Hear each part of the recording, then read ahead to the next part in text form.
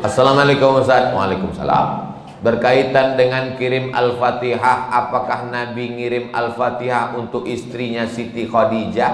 Apakah Nabi ngirim Al-Fatihah untuk Ja'far saudara kembarnya? Apakah Nabi para sahabat kirim Al-Fatihah? Supaya kami paham Pak Ustadz.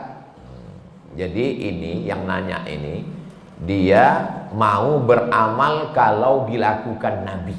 Kalau nggak dilakukan Nabi, nggak mau. Nggak apa-apa, bagus. Ada seorang sahabat Nabi, bukan sahabat Abdul Somad. Dia sebelum tidur malam bertasbih Al-Fa'uqdah 2000 simpul. Diambilnya simpul tali 2000. Simpul tali 2000. Habis itu zikir subhanallah subhanallah subhanallah 2000 simpul. Sekarang saya tanya, bolehkah bertasbih 2000 kali sebelum tidur malam? Boleh apa enggak boleh? Sekarang balik pertanyaan ini, pernahkah Nabi melakukannya? Enggak pernah. Kalau enggak pernah dilakukan Nabi, apakah boleh dilakukan? Tadi katanya yang boleh, sekarang enggak boleh.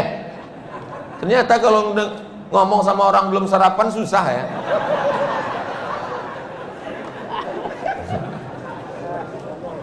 Oke, contoh kasus yang kedua. Ada seorang imam mazhab. Tadi yang bertasbih 2000 kali sebelum tidur itu sahabat Nabi, namanya Abu Hurairah. Sahabat Nabi. Di mana bisa dibaca biografinya? Dalam kitab Syiar A'lam An-Nubala. Siapa yang nulis? Imam Az-Zahabi, Imam Ahlus Sunnah wal Jamaah. Contoh yang kedua, da'autu lisyafi'i fi salati arba'ina sanah. Saya mendoakan guru saya Imam Syafi'i fi salati, dalam salat saya arba'ina sanah, 40 tahun. Rabbi firli wali walidayya wali Muhammad bin Idris Asy-Syafi'i. Bolehkah mendoakan Imam Syafi'i 40 tahun? Boleh. Sekarang pakai logika ini. Pernahkah dilakukan Nabi? Nggak pernah. Kalau nggak pernah dilakukan Nabi berarti nggak boleh. Ini pertanyaan tingkat tinggi. Apakah mesti disyaratkan, mesti dilakukan Nabi dan sahabat? Puasa Nabi Daud, pernahkah Nabi melaksanakan puasa Nabi Daud secara berterusan? Yasumu yauman wa yuftiru yauman? Enggak pernah, tapi Nabi memujinya. Apa kata Nabi? Ahabbu shaum ilallah shaumi Daud. Puasa yang paling bagus adalah puasa Nabi Daud. Nabi tak pernah melakukannya. Jadi sunnah ada 3. Yang pertama sunnah fi'liyah, Nabi melakukannya. Yang kedua sunnah qauliyah, Nabi mengucapkannya tapi Nabi tak melakukannya. Ada jenis yang ketiga, sunnah takririyah, Nabi tidak melakukannya, Nabi tidak mengucapkannya, dilakukan orang lain, disetujui Nabi. Mana contohnya?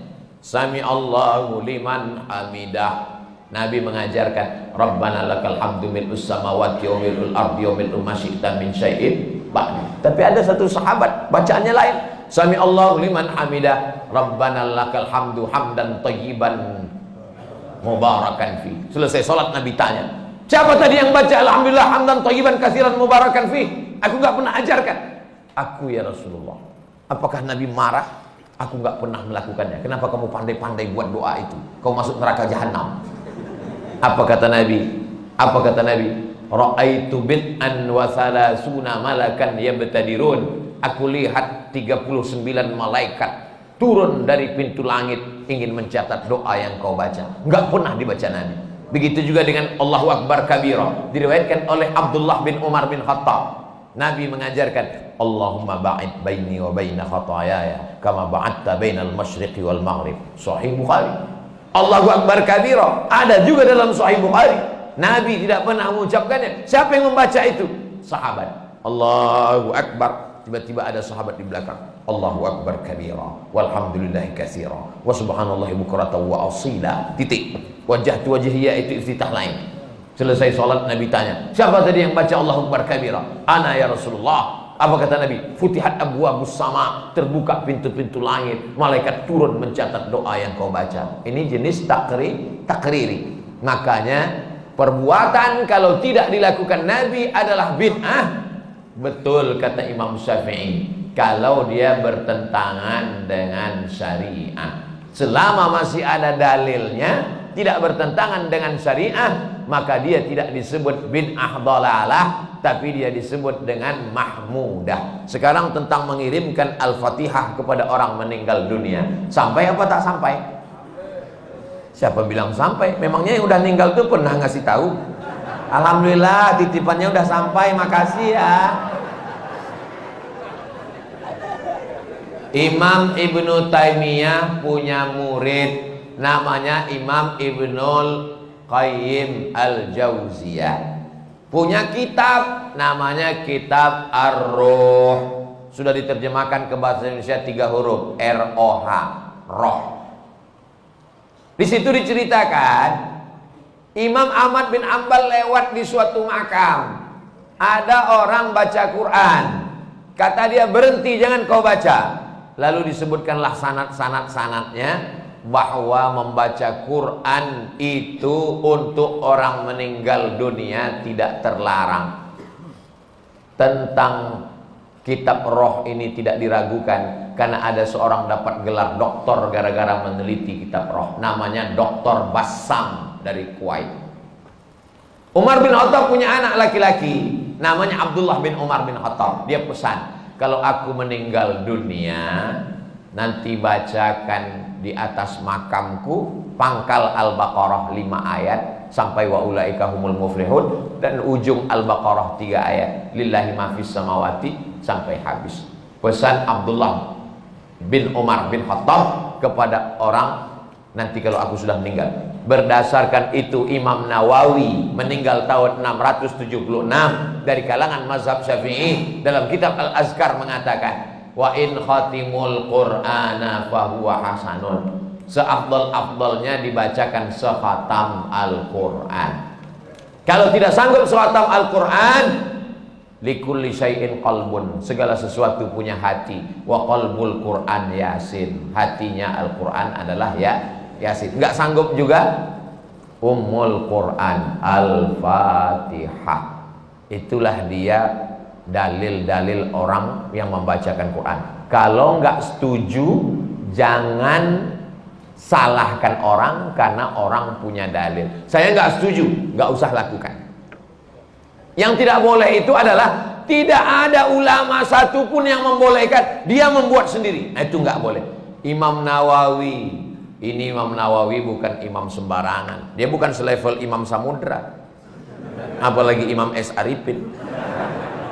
Imam Nawawi, kalau kita baca kitab pertama Sahih Bukhari, di bawah Sahih Bukhari Sahih Muslim. Imam Muslim muridnya Imam Bukhari. Kalau kita baca Sahih Muslim kita nggak paham, kita mesti baca kitab Al-Minhaj Syarah Sahih Muslim Ibn Al-Hajjaj Imam Nawawi. Imam Nawawi itu dalam kitab fikih, kitab besar Al-Majmu' Syarah Muhazzab, Raudatul Talibin wa Umdatul Muftin. Saya ngajar hadis arba'in, hadis paling sedikit kecil arba'in, Imam Nawawi. Hatam arba'in naik kitab Riyadus Shalihin, Imam Nawawi. Hatam Riyadus Shalihin naik lagi kitab Al-Azkar, Imam Nawawi. Membaca kitab Mustalah Hadis yang disyarah oleh Imam Suyuti, Tadribur Rawi, Syarah Takrib Nawawi. Imam besar. Apa kata Imam Nawawi? Mengomentari hadis tentang pelepah korma. Nabi membelah pelepah korma, ditusukkannya ke makam. Apa kata Nabi? Kalau tasbih pelepah korma saja sampai, apalagi bacaan Quran orang beriman. Nah, jadi pertanyaan ini memang simple, tapi ini ingin menggali dan menguji isi kepala Abdul Somad. Enggak apa-apa. Kalau nggak setuju, nggak usah lakukan. Tapi jangan salahkan, karena nanti takutnya di akhirat ketemu dengan Imam Nawawi malu.